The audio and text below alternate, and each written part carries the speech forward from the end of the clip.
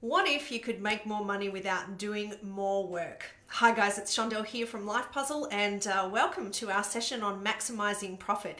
If you've ever found yourself in a position where you've been chatting to a client or a prospect and you get money objections, or people are really excited when they're having a conversation with you about engaging and doing some work with you, but then all of a sudden you get obstacles and things like that, then you are in the right place. Today I'm going to share with you a bunch of tips that we have utilized in our community with our clients and obviously in our business as well, in terms of being able to do more with less and to still provide amazing value to your clients. And if you're a business owner or if you're a sales professional, one of the key challenging topics that comes up time and time again is, how do we make sure that we're actually out there providing worth and value for the services and the products that we offer without shortchanging either the business that we're representing, shortchanging ourselves and our worth. And if you haven't met me before, my name is Shondell Labazetta. I'm the founder of Life Puzzle, and I believe that sales is the number one life skill. You see, there are three really important sales that we make in our lives, and even if you're not a sales professional, then we're all in sales. And so the very first sale that we make is the sale we make to ourselves about our worth, about our value, our capabilities, whether we can achieve the results that we really want to achieve. And so even if you're not a sales professional, that sale that you make to yourself in terms of your confidence, your value and your worth will make a tremendous difference to how you take yourself out to the market, how you project yourself. The second sale that we make is the important sale that we make of influence. And so I'm a big believer that sales is the art of influence. And even if you're not transacting money for your sale or your ideas, it's the art of being able to pace and lead someone and to be able to be compelling in your value proposition and your messaging. Whether you're a parent who has children that you need to get to bed at a certain time or to do their homework, or maybe you've got team members where you're trying to get them motivated and excited about a project that you need to do in the office. I think we're all in sales when it comes to that important sale of influencing when it comes to our ideas. And then of course there's that traditional transactional sale that most of us are very familiar with in the context of I have a product or a service and we'd like to transact in exchange for money for that, for the value that's represented there. And so when it comes to maximizing your profit, usually there's one of these three key sales that we're not doing well, and that's why it impacts our ability to charge what we're worth, and it really throws everything out of whack. So welcome along to the session. If you find yourself on the page and you'd like access to the workbook, just click the button below and we'll make sure that we send that out to you. Or if you're watching in the Facebook group, then just comment workbook below and we'll make sure that we get these resources and these assets out to you there. So as we get into it today, I really want to take you through some of these resources. This is really about how to charge more for your services with confidence by tapping into biopsychology and maximizing what you're doing with your clients or with your prospects. And so as we move into today's session, I just want to stop and talk about the three aspects of pricing psychology. And if you're a traditional salesperson, if you've been in sales for a while, or if you're a founder or a business owner, and you do a lot of sales as you work with people because it's part of the nature of how you built your business, then you understand that traditional sales often talks a lot about features and benefits. There's value proposition. And one of the things that doesn't get talked about a lot is our belief systems. And so, most likely when we talk about features and benefits, what's really important here is actually about the concept of how your market actually sees you. So when we talk about features and benefits, it's about what is it that you're actually taking to your organization. Sorry, excuse me. So when we talk about features and benefits, this is about what does your product or your service offer? What are you actually taking to the marketplace, and how are you positioning some of the stuff that you do, the things that you offer, and what you're actually transacting for.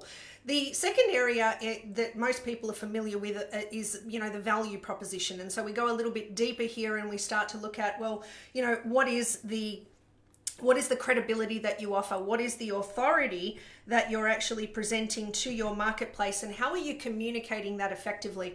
But the area that's often not talked about in the context of selling and also, being able to transact in this way is the belief systems that we hold. And so when we think about the belief systems that we go into a sale with, there are two parties that we need to consider in this. This is you, and it's also them. So what are the belief systems that they hold about your product or service? And more importantly, what are the belief systems that you actually hold around the value proposition? Do you believe in your credibility and your authority? Do you believe in whether or not the product or service can deliver all of the things that you're promising as part of that interaction? And I think that sometimes what can happen, excuse me, I think that sometimes what can happen in the context of actually, having those conversations, most likely your understanding of what it is that you're projecting out there may be a mismatch between what your prospects are seeing and how they're interacting with you in that experience. And so when we talk about this, I often draw on some work that was done by Carl Jung. And Carl Jung said that we generally will project out onto other people the things that are most unconscious in us. And so to take all the jargon out of that, basically if I point the finger out there and I'm making a judgment, there are three fingers pointing right back at me. And so one of the little quick tips that I want to share with you is that if you're getting a lot of objections on price, often people look out to the marketplace. They start, blaming the economy. They start blaming, people's value propositions and whether or not they get it. They tend to fall below the line in terms of the way that they look at these things and put the cause outside of themselves. And one of the fastest ways, and I can say this after working with thousands of people within different organizations, selling all kinds of different services, whether they're business owners or whether they're sales professionals, one of the things that is always present when people are having challenges outside with pricing is often there's a belief or something that needs to be addressed inside. And that brings me to talking about our perception and our expectation. And so as we move into talking about our perceptions and our expectations, I think what's really important to know is that people often say, my product or service is different and it's really complex. And so, we have challenges with being able to communicate the authority and the value associated with this because, our product is unique. Or we have a lot of complication in the way that we're delivering something. And so that's why, people don't necessarily always get the value. And so what I really want to caution you against falling into that trap around that belief system, because it really does have its meaningfulness rooted in the fact that people have different expectations based on the scenarios that they find themselves in. And so I want to share a little example with you that may fascinate you. And so I don't know whether or not you like eating hot dogs or not, but the center of my example here is around hot dogs. And so here in Australia, I know we've got some international guests and people in our community from all over the world, but here in Australia we have a hardware store called Bunnings. And generally on a Saturday afternoon, if you go down there, there is a hot dog stand where they get out some slices of bread, they get a sausage, they put it in the bread, they put some sauce on it, and you buy it for $1 or $2. And people are quite happy to pay for a hot dog, and they're still able to make a profit, and usually the proceeds go to charity. And so when we look at this, this snag, as we call it in Australia, we look at this hot dog in this piece of bread, people are quite happy to pay their $1 or $2 for that hot dog. But let's take a scenario where we might go to a fair or a fete or some kind of show. And so, you might go to a hot dog stand that's there and people are quite happy to accept that they're going to pay $4 for a hot dog. You might go to, an experience where you're going to a sporting event and there's only a certain number of vendors within that sporting event, and you might be watching a football game or a baseball game, and you might pay up to $12 for a hot dog, and yet people accept and expect that that is the case based on the environment that they're in. And then you might go to another show or another fair where you'll pay $22 for a hot dog. And so what is it that changes? The simple thing that changes is the expectation. And actually in the process of doing some research for putting together this particular teaching and this lesson to you, I actually learned that there was actually the most expensive hot dog that you could buy in Melbourne in Australia is $100. And there was actually another scenario where in New York City you could buy a hot dog for $100 US. So, what changes here is the perception and the expectation. At the end of the day, It's the same service. What changes is the expectation and the way it's portrayed and the environment that it's in. And so one of the things that I often see as being one of the errors that people make in the context of their pricing psychology and maximizing their profit in these scenarios is that they'll often go straight to, how do we need to deliver this? What are all of the details? How much are we going to charge for it, etc. And so I want to share something with you that I think is really important in the context of contrasting frames. And so as I said, for a lot of the time, people make the mistake of going straight to the how. How much are we going to charge for it? How will people engage? Where are we going to find them? What are the steps that they go through? And they go into a lot of detail about that. Sometimes they spend time talking about what, so, what are the features and the benefits associated with all of this, and they focus on how long they've been in business, what features and benefits the company have. They start talking about getting really interesting about all the things that their product can do and that their competitors can't, etc. And this is one of the challenges in terms of not really being able to raise that value proposition and that credibility. One of the things that comes up a lot is, how do I charge more for my services and still have that same credibility and authority in the eyes of my clients and ensure that I'm confident in that delivery taking place? And so my quick tip for you today, as far as that's concerned, is to avoid going straight to the how and straight to the what, because at the end of the day, people don't care about that stuff. And I say that with all my love and respect. I really value and commend you for your experience, how long you've been in your industry, all the different things you can do, your smarts, your intelligence, and all the things that you have to offer to your prospect market.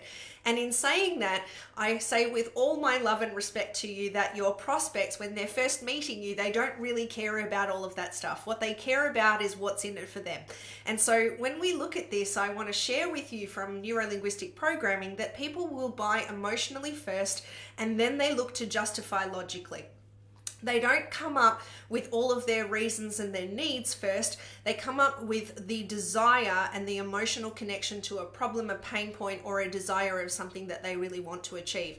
And this is where a lot of people make a huge mistake when they're trying to figure out their pricing psychology, because they generally say, what is it that we actually have? What are the features? What are the benefits? What can people expect from this? What's the journey? And all the things that are associated with that. What pain points are we going to talk about as part of the sales process for this, and how will they engage with it in terms of how they charge for it, how will we price it, etc.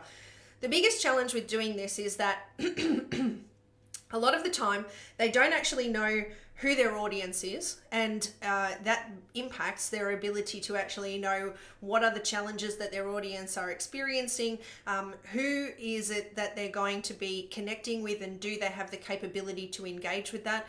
Sometimes people find that they actually have a need from their audience, but the audience is not available, or they don't have the available resources to engage in that thing, and so they have a mismatch of their target market. And one of the other trainings that we have available is called Define, Align, Deliver, which is all about understanding your who and understanding those who's actually have all these different emotional triggers. They have different interests. They have different trigger points in terms of how they understand value, how they connect credibility to what it is that they're doing. And so for a lot of people, as I said, they first go to how. Sometimes they will come back to what, but they negate some very, very important areas around pricing psychology, around the value proposition that we really offer. And so if you are comparing features and benefits, I really want to caution you against that, because one of the most important things is, why do they actually want it?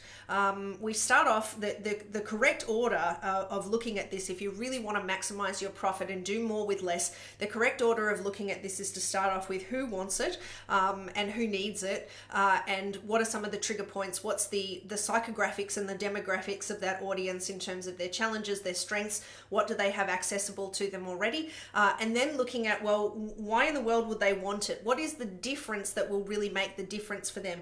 And I'm not just talking about you talking about your value proposition and everything that you actually do and how you do it for them and how you're so great. I'm actually talking about what are the real benefits, the flow-on effects that they will actually get. What are their belief systems about their challenges in that phase? how can they seek out something that's different from what they actually have? What is it that they're actually going to get from you? When can they expect it? And then we move into the how do we deliver it and what is the pricing. And if you take nothing else away from this lesson today, guys, I really want to highlight here that for most people, their first question, and this is the question that they often get from their clients as well, is how do we do it? And a novice salesperson or someone who is potentially not as experienced at this may move straight to answering that question right away if they haven't built up enough value, enough credibility in what it is that they do and why that person might need it. Then often what happens is we get pricing objections. And I get questions all the time from people in my programs and also, general inquiries. How do we handle objections? And while there's, a whole module that I could present on that, I'll share with you this quick tip, and that is that the best way to overcome an objection is to make sure that it doesn't come up. And the way that you ensure that it doesn't come up is you start with your why. You start with your who, obviously, then you start with why, then maybe a little bit of what, you might do some when, and then of course you can do some how. And so if you rush straight to the how, then you're going to be giving answers to questions that potentially people haven't really asked, and they may not see the value proposition. One of the other challenges that I see come up time and time again when it comes to our pricing psychology and really maximizing our profit when we're talking to prospects and when we're working with people is that generally what will happen is if people are getting these things wrong or they're getting the order and sequence of these things wrong, often what will happen is people end up getting a lot of objections that are about the what. And so we start to do what I call comparison. And so what I'd like to do is I'd like to share with you some of the traps and the dangers of getting into this process around market comparison.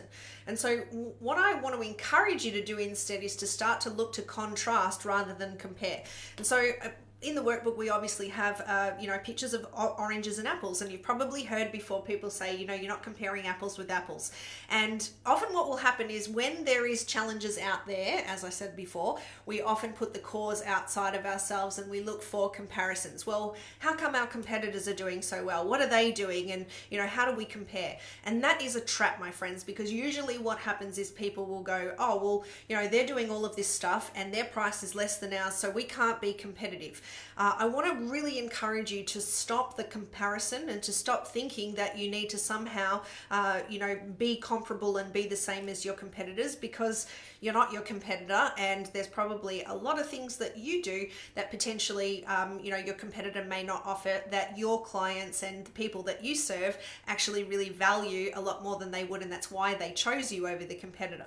But the other challenge that comes up, when this is where we talk about you and them in the context of beliefs, the other challenge that comes up is generally if we haven't done a great job at being able to communicate our authority, to communicate our value, to communicate the what's in it for them, then often what will happen is people will go, yeah, that sounds fantastic. And then they go and they look to do some comparison. And when they do comparison, often what happens is they look at something that potentially seems like the same service that someone is offering.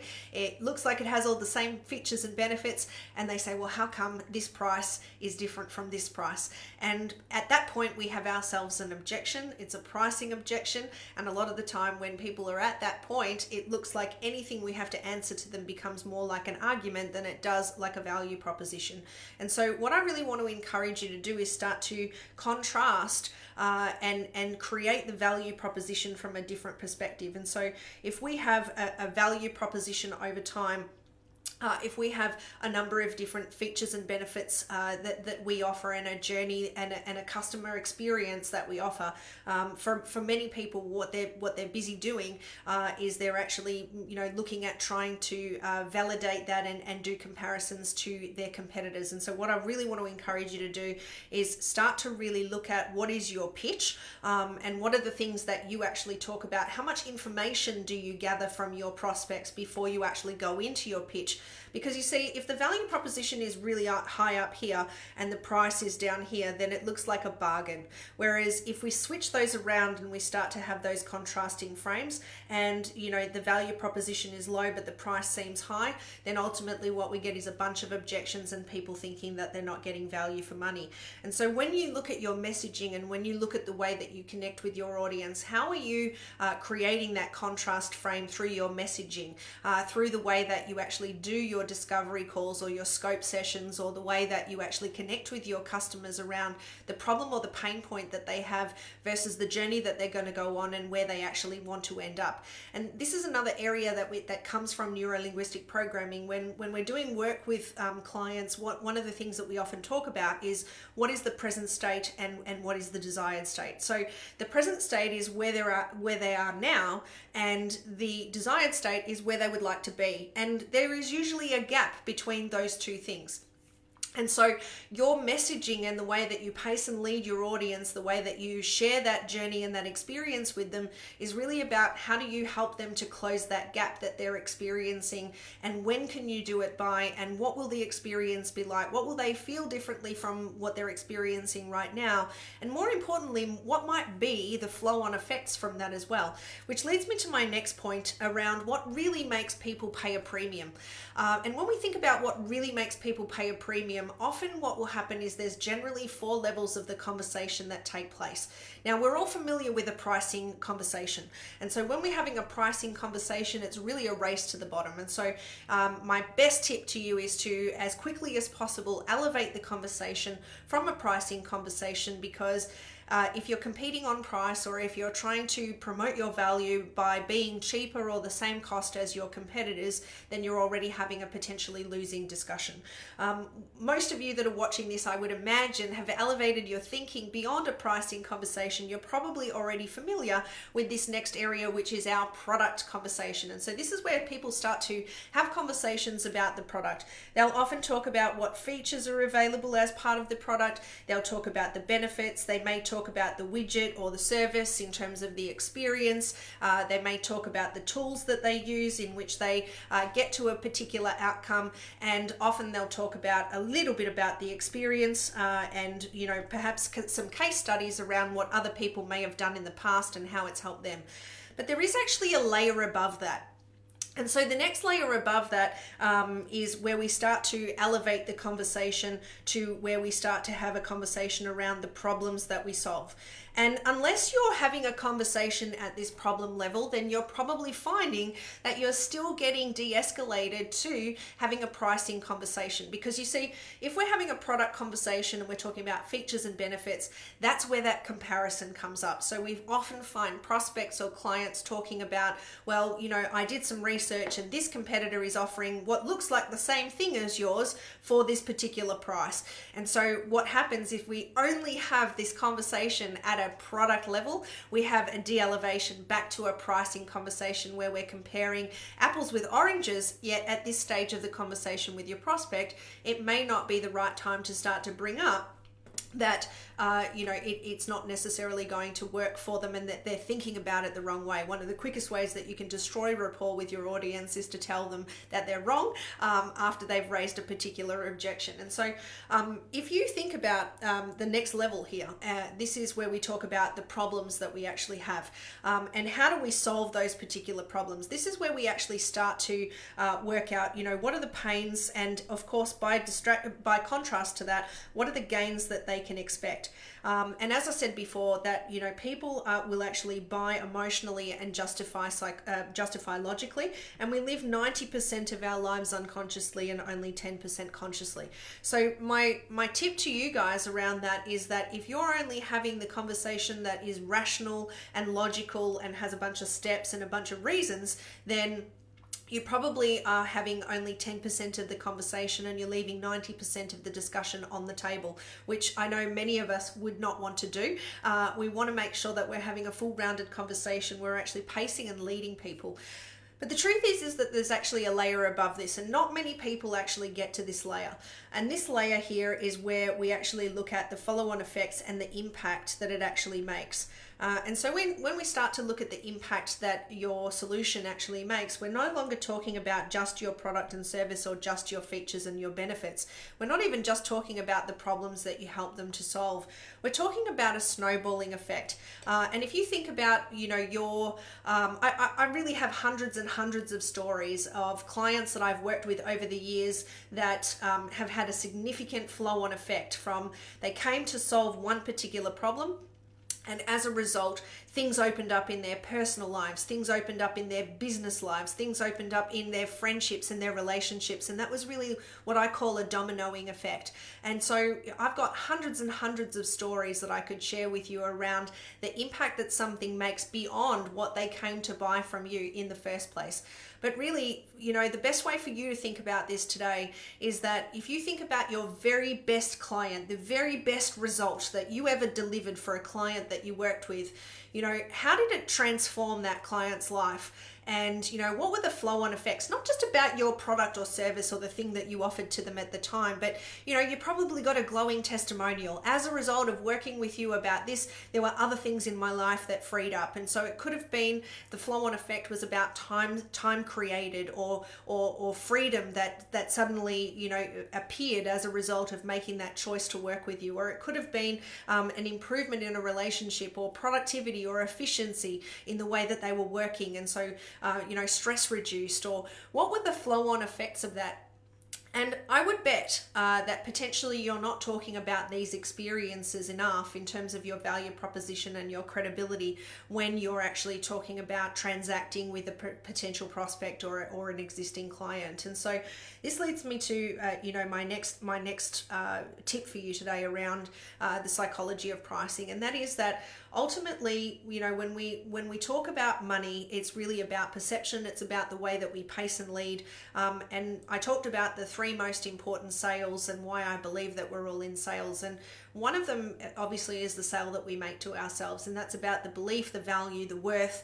And I guess the question that I have for you is, would you pay your prices, and why would you pay your prices? And this is an important exercise for you to do. Even if you work within an organization, if you're not a business owner and you don't set your own pricing, I still encourage you to have a think about this. Would you be a client of you? And if you were to grade yourself on a scale of 1 to 10, with 10 being absolutely, I'd invest every day of the week and here's why. Or 1 being, no, I'm not really certain about my prices and here's all of the reasons why. I think that this is a really important area, because when you start to assess what is your value proposition from your own perspective, then what we know is that we carry a lot of stuff non-verbally. And while I don't necessarily have the time to go into all of this in today's session, neuro-linguistic programming is basically the study of excellence. It's an art and science on how we use the language of our mind in order to affect our results and the way in which we get the things that we want. And so sometimes what can happen is people will have a bunch of stories or stuff going on inside that they think that they're not communicating, but there's a lot of non-verbal behavior. In fact, 93% of the way people interpret us and build rapport and interpret our communication has a lot to do with things that are non-verbal or that are outside of our words. And so when you have a particular belief, whether it be a really positive belief or whether it be perhaps a belief that you might like to clean up a little bit about your pricing and whether or not your value proposition is there, we take that out with us and we communicate it whether we're conscious of it or not. And so your clients may not be calling you out on it, but there might be a hesitation that comes up, or maybe the objection comes to the surface because there's something that's incongruent within you about the way in which you do that. And so, for a lot of people, when they answer no to that question, I wouldn't pay my prices, or if they're anything below 5, then often their first reaction is to say, well, maybe I should lower my prices so that way I feel more confident about that. And I want to stop you right there and say that is not the solution. The question is, if you didn't have a 10 out of 10 score on your own value proposition and whether you would be your own client or whether you would buy the product that you're selling for the prices that you're asking, then what would need to happen in order to bridge that gap?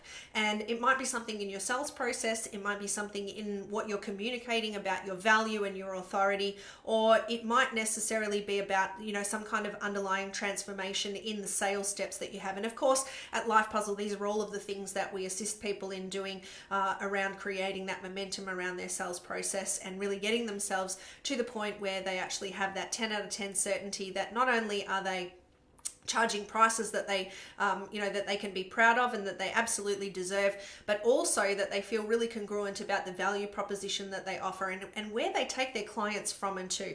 And so, I trust that this has been useful, and some of the action items that I'd like you to consider is to have a look at what your journey is for your customers. So if you're thinking about the fact that perhaps maybe you've been one of those people that have gone straight to the how, then you might think about, what is the journey that you actually take people on? Who is the audience that you're dealing with, and what are some of the emotional impacts of the way in which they're experiencing the problem that your product or service helps them solve? And most importantly, I would definitely do some reflection on the score that you would give yourself out of 10 in terms of your prices and the psychology that you bring to that, making sure that if for some reason you're not a 10 out of 10 score, what would be the gaps that you would need to fill? And of course, if you need some help with this, or if you'd like to investigate some of the things that you can do to really maximize your profitability and to take it to the next level, to do more with less, and to also charge premium prices and know that you've got people lining up outside the door ready to do business with you, then I really encourage you to reach out to us. We'll pop a link below if you'd like to get on a call where we can brainstorm a little bit about what's happening in your business, where some of the barriers are, and what might be the 3 actionable items that will help you to take this to the next level for yourself. Then I really encourage you to jump on a call with either myself or one of my team. We can take you through some strategies to really maximize your profit and take you to the next level. So guys, remember, contrast, don't compare. Make sure that you're thinking about your value proposition and always sell at an impact level as opposed to a pricing level. And that's how you're really going to maximize your profitability and do more with less, while making sure that your clients have an undeniably amazing experience that they want to tell everybody about. I want to thank you for joining me today. At Life Puzzle, we believe that sales is the #1 life skill. And of course, until we meet again, I'm Shondell from Life Puzzle. Be well and be empowered. Bye for now, guys.